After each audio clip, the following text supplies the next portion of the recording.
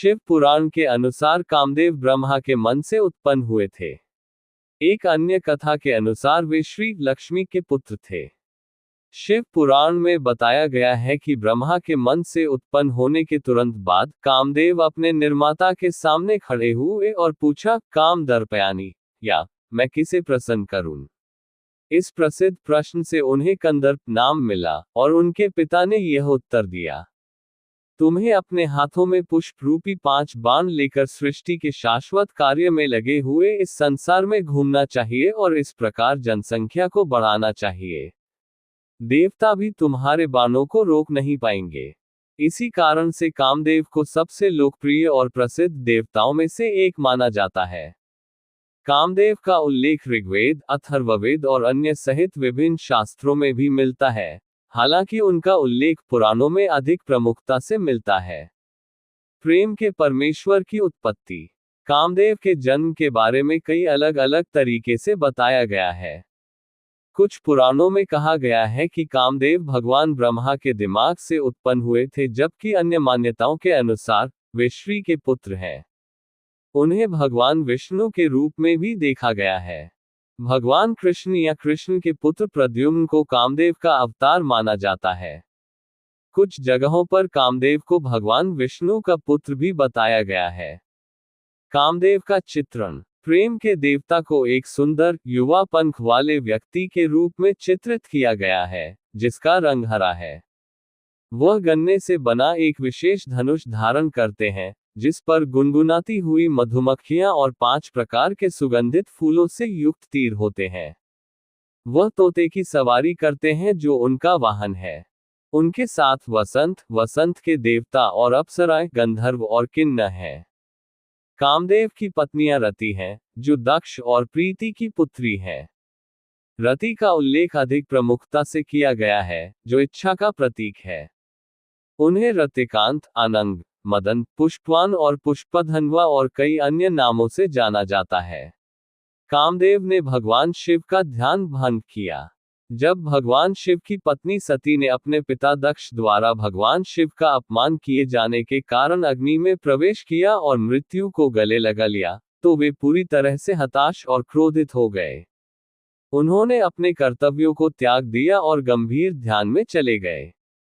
इससे दुनिया में विनाशकारी असंतुलन पैदा हो गया, जिससे सभी देवता चिंतित हो गए। इस बीच सती ने देवी पार्वती के रूप में पुनर्जन्म लिया। वह भगवान शिव से विवाह करना चाहती थी, लेकिन भगवान को इसमें कोई दिलचस्पी नहीं थी और उन्होंने उनकी भावनाओं को अनदेखा करना चुना। भगवान ब्रह्मा ने नारद को बताया कि देवताओं ने भगवान शिव को प्रभावित करने के लिए कामदेव को भेजने का निर्णय लिया है, ताकि उनका और पार्वती का विवाह सफल हो सके। इंद्र ने कामदेव को बुलाया और कहा कि राक्षस राजा तारकासुर का वध केवल शिव और पार्वती के पुत्र द्वारा ही किया जा सकता है। इंद्र ने कामदेव को भगवान शिव में काम भावना जगाने का निर्देश दिया, ताकि वे पार्वती से विवाह करने के लिए सहमत हो जाएं। कामदेव अपनी पत्नी रति के साथ अपना कार्य पूरा करने के लिए भगवान शिव के पास गए। उस स्थान पर पहुंचकर जहां भगवान शिव ध्यान में लीन थे, कामदेव ने भगवान शिव के हृदय में काम वासना जगाने के लिए बार बार प्रयास किए, लेकिन उनकी कोशिशें बेकार गईं। तभी कामदेव ने देखा कि पार्वती अपनी सखियों के साथ आ रही है। वह अपनी सुंदरता में दिव्य लग रही थी। ठीक उसी समय भगवान शिव भी अपनी समाधि से बाहर आ गए थे। कामदेव ने सोचा कि यह सबसे उपयुक्त समय है। कामदेव ने भगवान शिव पर अपने काम बाण से प्रहार किया, जिसका उन पर गहरा प्रभाव पड़ा। भगवान शिव पार्वती की अद्भुत सुंदरता से प्रभावित हुए और उनका हृदय उनके प्रति वासना से भर गया। लेकिन साथ ही वे अपने व्यवहार में अचानक आए परिवर्तन से आश्चर्यचकित भी हुए। उन्हें एहसास हुआ कि यह कामदेव का कृत्य था। भगवान शिव ने अपने चारों ओर देखा। उन्होंने देखा कि कामदेव उनके बाईं ओर खड़े हैं, उनके हाथों में धनुष और बाण है। अब उन्हें पूरा यकीन हो गया कि यह वाकई कामदेव का ही कृत्य है। कामदेव भयभीत हो गए। उन्होंने भगवान को याद करना शुरू कर दिया, लेकिन इससे पहले कि देवता उनके बचाव में आ पाते, भगवान शिव की तीसरी आंख खुल गई और कामदेव भस्म हो गए। भगवान शिव को इस तरह के विनाशकारी क्रोध में देखकर पार्वती बहुत दुखी हुई। वे अपनी सखियों के साथ अपने घर चली गईं। कामदेव की पत्नी रति फूट फूट कर रोने लगी। देवताओं ने आकर उसे सांत्वना दी और कहा कि भगवान शिव की कृपा से उसका पति एक बार फिर जीवित हो जाएगा। उसके बाद देवता भगवान शिव के पास गए और उनकी पूजा की। उन्होंने उन्हें बताया कि इसमें कामदेव का कोई दोष नहीं है, क्योंकि उसने देवताओं की इच्छा के अनुसार काम किया था। उन्होंने उन्हें तारकासुर की मृत्यु का रहस्य भी बताया। देवताओं ने फिर उनसे कामदेव को एक बार फिर जीवित करने का अनुरोध किया।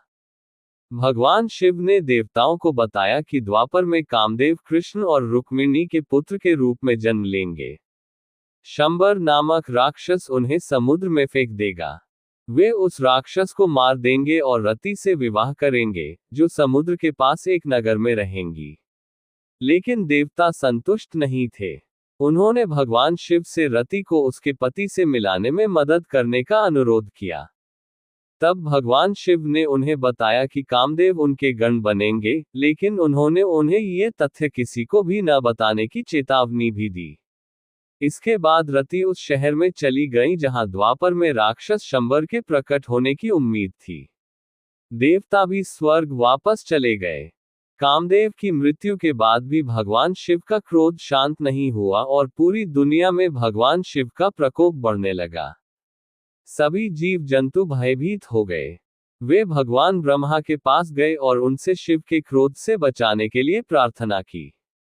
भगवान ब्रह्मा भगवान शिव के पास गए और उन्हें अपना अनुरोध बताया। भगवान शिव अपना क्रोध त्यागने के लिए सहमत हो गए। भगवान ब्रह्मा तब शिव के क्रोध को समुद्र में ले गए और समुद्र के पास गए। उन्होंने समुद्र से अनुरोध किया कि वे अंतिम विनाश तक इसे अपने पास रखें। समुद्र ऐसा करने के लिए सहमत हो गया। इस तरह भगवान शिव का क्रोध समुद्र में समा गया और सभी जीवित प्राणियों ने राहत की सांस ली।